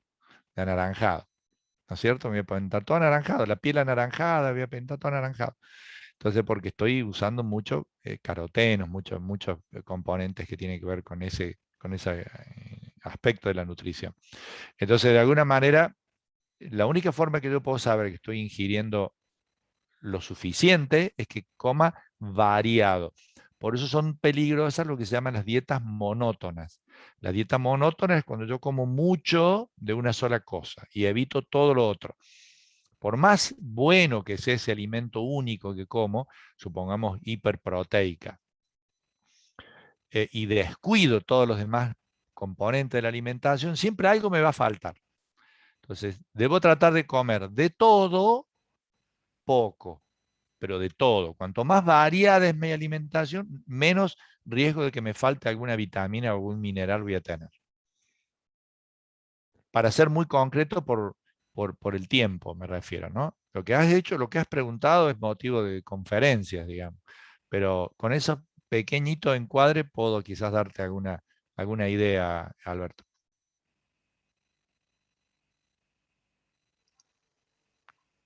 Sí, Susi. Bueno, buenas noches. Gracias, hermano Ricardo, por la información que nos ha dado esta noche.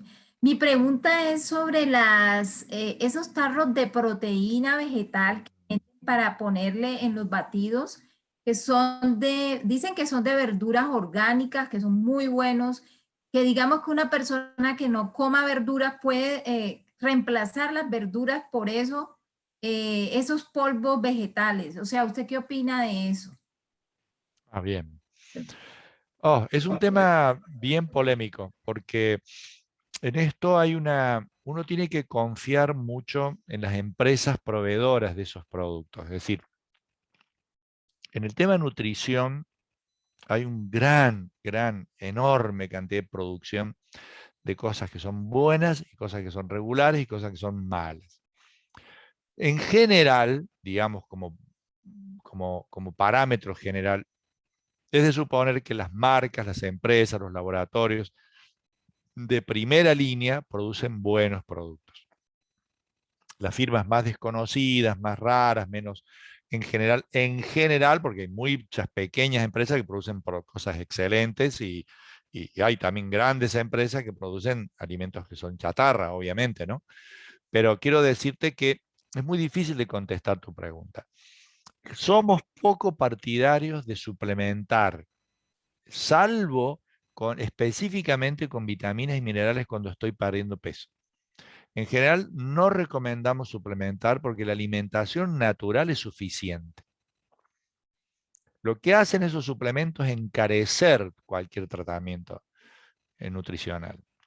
Por eso es que existen, sobre todo en América del Norte, tarros y tarros y tarros en los supermercados de proteínas y proteínas y proteínas que son innecesarias para nuestro organismo.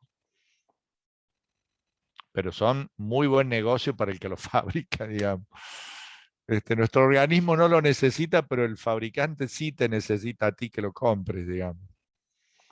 Pero una alimentación amplia, variada, no necesita suplementación. Salvo que haya un análisis que diga, bueno, esta persona necesita calcio, esta necesita hierro, esta necesita vitamina B12. Entonces sí, pero si hay un análisis que diga que lo necesitas. No tomes al voleo, como decimos acá, no sé cómo se dirá allá, al voleo es así, por tomar por las dudas que me haga falta. Todo lo que no voy a usar lo voy a botar, lo voy a tirar, el organismo lo tira con la orina o con la materia fecal, es decir, lo tiro todo lo que no voy a usar. Entonces estamos ingresando a algo que son costosos y botándolo, digamos, no lo estoy usando. Bueno, muchas gracias. No, Susi, un placer. Pastor Ricardo, yo quisiera hacerle otra pregunta.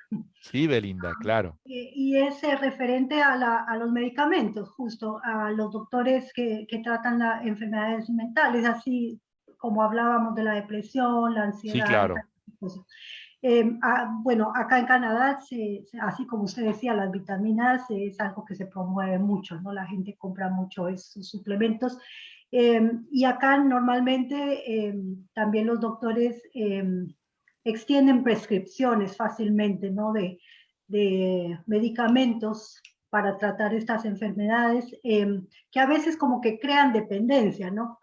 Entiendo. Es algo que tal vez yo personalmente pues he estado mucho en contra. No digo de que no sean buenas en algunos casos, pero sí me dan un poco de pánico.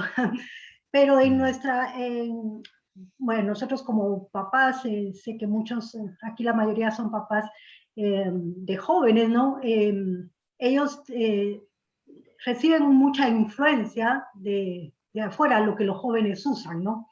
Y desde que se legalizó el cannabis como medicamento natural, digamos, para ciertas cosas, pues aquí la juventud ha tenido la tendencia más a usar eso. ¿Me puede dar usted una opinión acerca de eso? No puedo decirte nada porque no tengo ninguna experiencia con cannabis, para serte honesto. No puedo ni siquiera opinar, sí, solamente puedo decirte por la opinión de mis pacientes acerca del mismo, que lo pueden usar. Lo que veo que fundamentalmente el uso en un 95% de los casos tiene que ver con el dolor. Lo utilizan mucho en casos de dolor, en casos de artrosis crónicas, fundamentalmente, más que con el tema del ánimo. Yo creo que no olvides que a veces el exceso de medicación ha hecho que mucha gente se vuelque a otras corrientes de la medicina, como la homeopatía, medicinas alternativas. El cannabis sería una medicina alternativa, una medicina paralela, hoy no es una medicina formal. Entonces entraríamos ya dentro del terreno de las medicinas alternativas, que no es que sean malas todas, hay algunas que son, tienes por ejemplo la acupuntura, hay gente que para el dolor, ahora si quieres usar la acupuntura desde la caída del pelo al cáncer, te voy a decir, cuidado, porque hay una sobreindicación de una terapia alternativa. Pero sí ha demostrado, y la OMS publicó, que la acupuntura era buena para el dolor, por ejemplo. Entonces, o para la ansiedad en algunos aspectos. Entonces, quiero decirte que hay terapias alternativas que son buenas, porque la sobremedicación a veces de las terapias ortodoxas ha hecho que mucha gente también esté cansada.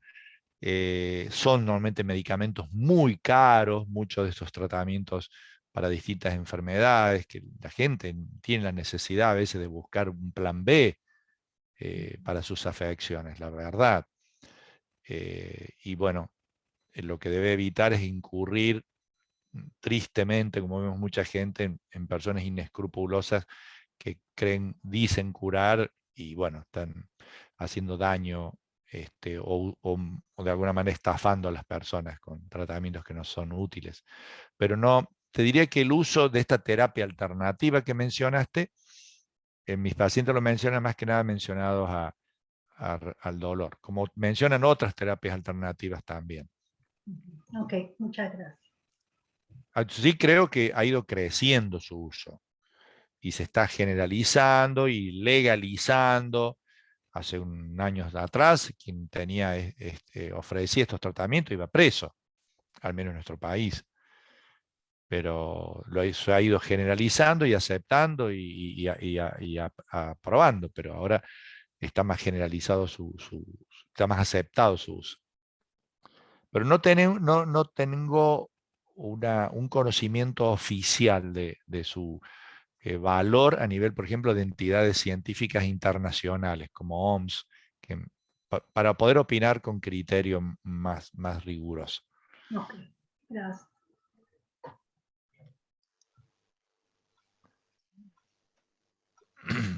Buenas noches, doctor. Una consulta. ¿Qué pasa con el uso no medicado, que son los colágenos, de los colágenos? Y también otra pregunta relacionada a los ejercicios y lo que es caminar. ¿Cuál es la diferencia o si hay o no beneficios de caminar en los músculos y huesos indirectamente, o si caminar soluciona como para estar saludable y no necesitar ser localizados? En general, el límite siempre de cualquier movimiento es el dolor. Nunca hagas movimientos que generen dolor.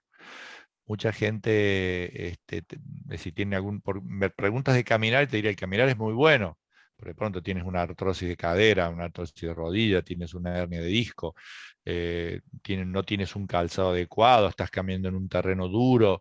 Entonces, decir así alegremente o livianamente que es bueno, tendríamos que tener en cuenta si no hay ninguna afección que limite eso. Pero nunca hagas ejercicio con dolor, para empezar.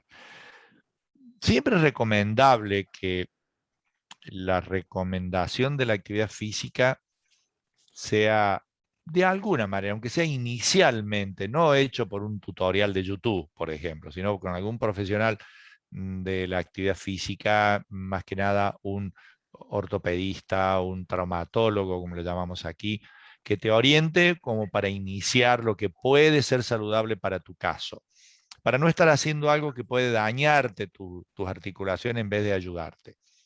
Mucha gente queriendo hacer algo, te doy un ejemplo muy común de nuestra cultura.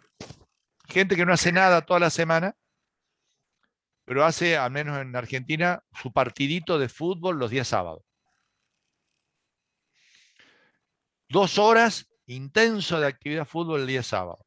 Y hay mucha gente que ha tenido un infarto por hacer su partidito de fútbol el día sábado, porque no hace nada el resto de la semana.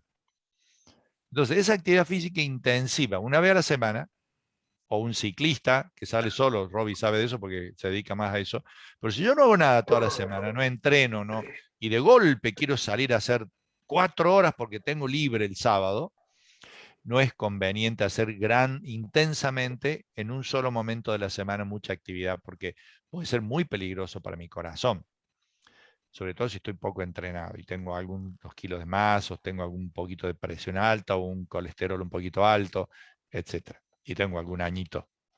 Pero aún en gente joven han tenido problemas importantes por hacer bruscamente una sola vez a la semana. Entonces serían algunos tips que puedo decirte de recomendación. El colágeno que preguntaste, en general los traumatólogos no lo están usando. Creo que no me estás preguntando de un uso estético, obviamente, porque no es mi área y no voy a opinar de eso. creo que me estás hablando o preguntando de un uso analgésico, traumatológico, reumatológico. No está entre las indicaciones ortodoxas el colágeno, está muy entre eso es muy entre lo que se llama dentro de lo que es la medicina estética, se utiliza mucho esa práctica. Muchas gracias. No, hija, un placer. Buenas noches. Hola, Carmen. Mi pregunta, alguien que fue no necesariamente tratado por un psiquiatra, o mejor dicho, vio al psiquiatra, pero no fue diagnosticado con el problema de depresión, pero con síntomas de depresión, nunca fue diagnosticado. Mi pregunta es esta, ¿qué el médico o el psiquiatra quiere dar medicina para tratar la enfermedad? No sé, yo tengo muchas dudas sobre eso. Me gustaría saber su opinión. No sé si entendió mi pregunta. Creo que a medias. Es muy... A ver, voy a serte honesto porque, en primer lugar, la Organización Mundial de la Salud no solo avala, sino que recomienda que tanto la obesidad como la depresión sea tratada en la atención primaria de la salud. ¿Sabes lo que es eso? Quiere decir que los médicos no especialistas, ni en obesidad, ni psiquiatras, sean los únicos que traten la depresión y la obesidad. ¿Por qué? Porque es tan enorme la cantidad de personas con obesidad y depresión, que si solo lo trataran los expertos en obesidad y depresión, serían imposibles de abarcar, imposibles de tratar todos los pacientes que la sufren.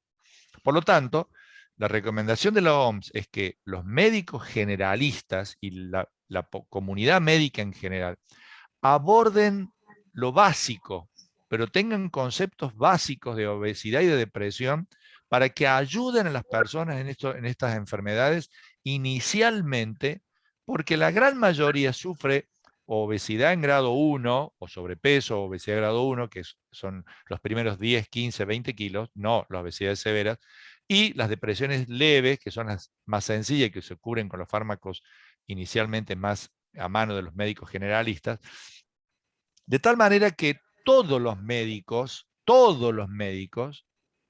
debieran tener una formación mínima en obesidad y en depresión, y todos los médicos deben tratar en los pacientes que sufren sobrepeso y obesidad y sufren depresión inicialmente. Por eso es que en el resto de la población, los que ven a su familiar ser tratado, muchas veces se sienten un poco alarmados porque dicen, a ver, Carmen, uy, mi familiar está siendo tratado por un doctor especialista en clínica médica y le están dando un antidepresivo. Ese médico no sabe nada, ¿cómo le va a dar un antidepresivo? Entonces, quiero decirte que en general un buen clínico, un buen médico de familia, está perfectamente capacitado para ayudar a tu paciente o a tu familiar con un grado no grave, no extremo de depresión, pero está perfectamente habilitado para tratar a alguien con depresión. Que para que te quedes tranquila en eso. Hoy los medicamentos, prácticamente todos los antidepresivos más comunes, los más usados, están a la mano y lo están usando y lo estamos usando toda la comunidad médica en general, porque es una patología muy dominante en la sociedad y en la población. Muchísimas gracias. No, por favor.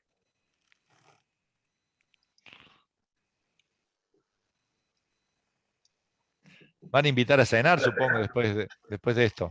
Absolutamente. Pues ya La muy cosa es tarde. que damos de comer. No, yo no quiero comer. Por lo menos espero que me den de comer después de esto. Algo bien colorido tiene que ser. Muchas gracias por este tiempo que nos ha dado. No, es un placer, hermanos amados, es un placer, un gran placer. Bueno, hermanos, un aplauso, muchísimas gracias. No, por Yo favor. sé que debe haber otra cantidad de preguntas, pero ya también la hora avanzó. ¿Y por qué no oramos por el hermano Ricardo? Esta Sara Adriana es la esposa de Ricardo, es la hermana de Ale, esposa de Robbie. Así que están ellos conectados. ¿Por qué no oramos por ellos, por su familia? El doctor Ricardo mencionó varias veces lo del mes de enero. Es que ya hablé con su hijo, que él es neurólogo, él está en Alemania y estamos arreglando la fecha para ya tener un seminario donde él va a hablar específicamente sobre la depresión. Así que esto va a ser una buena oportunidad también para invitar a otras personas, ¿verdad? Tenemos que perder el miedo de hablar. Yo les felicito a los que preguntan y quizás los otros que no preguntan, pero en otro momento lo harán, porque tenemos que perder el miedo. Somos parte de esta creación que nace quebrada. Nacimos quebrados, hermanos. Sí, Y señor. animarnos a preguntar cosas, ¿verdad? ¿Quién se va a reír de la quebradura del otro? Cada uno tiene su propia quebradura. Entonces, la iglesia se supone una comunidad terapéutica también. Y tener acceso a personas como Ricardo y como otros que ya vendrán con la ayuda del Señor, creo que es una enorme bendición y aportan una enorme ayuda al desarrollo de la salud personal, tanto en lo físico, como habló Ricardo acerca de la alimentación y demás, como a lo espiritual, lo psíquico, ¿verdad? Que es tan fundacional de nuestro ser, de lo que somos. Así que gracias, Ricardo. Vamos a orar por él, vamos a orar por la iglesia, comunidad, familia cristiana, que es de la iglesia de la cual Ricardo es el pastor, y vamos a bendecirlo, ¿sí? Padre, en el nombre de Jesús, queremos darte muchas gracias, Señor. Señor, hemos tenido un tiempo de mucha ilustración, de desburramiento, Señor, en cosas fundamentales. Y te damos gracias, Señor, porque tú le has dado la ciencia al hombre, Señor, y tú has dado la sabiduría al sabio, Señor, y tú das el entendimiento al entendido, y todo viene de ti, Señor. La medicina, el trato del cuerpo, Señor, tú has hecho todo de una manera perfecta, Señor. Y te damos las gracias por proveernos, aún en este mundo caído y quebrado, de proveernos la terapia, Señor, en lo espiritual y en lo físico, Señor, para nuestra sanidad, para que seamos hombres y mujeres completos en ti, Señor, lo que más se pueda de este lado de la eternidad. Amén. Y gracias por la medicina, gracias por hermano Ricardo, gracias por Adriana, su esposa, gracias por la iglesia, comunidad, familia cristiana, Señor, allí en Córdoba. Bendecimos su congregación, bendecimos los hermanos, Señor, de los proyectos y los trabajos que están realizando, Señor, y también cuando Ricardo está con sus pacientes en la medicina, en todo lo que él, todo el tiempo que dedica de su vida para también servirte a ti desde la medicina, Señor. Te damos las gracias, Señor. Ponemos este humilde y sencillo comienzo de nuestra serie Entre Padres, Señor. Lo ponemos en tus manos para que sigamos aprendiendo y perdiendo todos los temores, Señor. Amén. En el nombre de Jesús te damos muchas gracias, Señor. Amén. Amén, amén, amén. Amén.